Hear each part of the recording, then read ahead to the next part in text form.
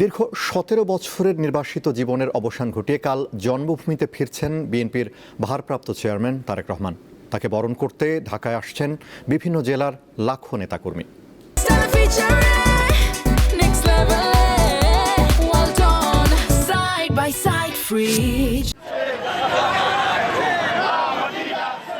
শেষ হয়েছে অপেক্ষা। অবশেষে বৃহস্পতিবার দেশে ফিরছেন বিএনপির ভারপ্রাপ্ত চেয়ারম্যান তারেক রহমান।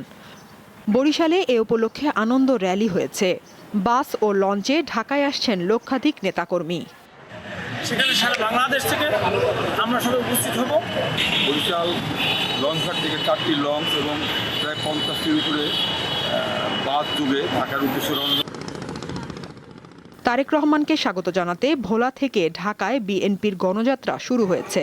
বুধবার সন্ধ্যার পর ভোলা থেকে 10টি লঞ্চ ঢাকার উদ্দেশ্যে ছেড়ে আসবে। বগুড়ায় 12টি উপজেলা সহ জেলার বিভিন্ন ইউনিট থেকে ঢাকার পথে প্রায় 500টি বাস নিয়ে নেতাকর্মীরা যাত্রা শুরু করেছেন। এছাড়া ব্যক্তিগত উদ্যোগে অনেক নেতাকর্মী মাইক্রোবাস ও প্রাইভেট কারে ঢাকার পথে রওনা হয়েছেন। বাংলাদেশের 17 বছর পর আমাদের মাঝে ফিরে আসছে আমাদের জিয়া পরিবারের বিএনপির একটা ঈদের দিন বলা চলে। বাংলাদেশের 18 কোটি জনতা তাকে দেখার জন্য উৎফুল্ল হয়ে আছে। রাজশাহী থেকে কোনো স্পেশাল ট্রেন না থাকলেও নিয়মিত চলাচলকারী একাধিক ট্রেনে অতিরিক্ত কোচ সংযোজন করা হয়েছে। এছাড়া পশ্চিমাঞ্চল রেলওয়ের আওতায় 25 ডিসেম্বর 4 জোড়া স্পেশাল ট্রেন চলাচল করবে।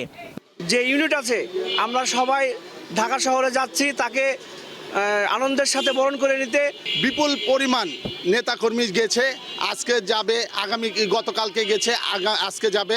সকলে এক উৎসাহ উদ্দীপনার মধ্য দিয়ে আমাদের এই দিনটাকে ঐতিহাসিক স্মরণীয় হিসেবে আমরা রাখছি।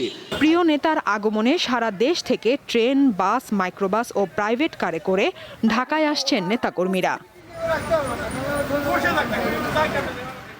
সাদিয়া চৌধুরী, দীপ্ত, বার্তা কক্ষ।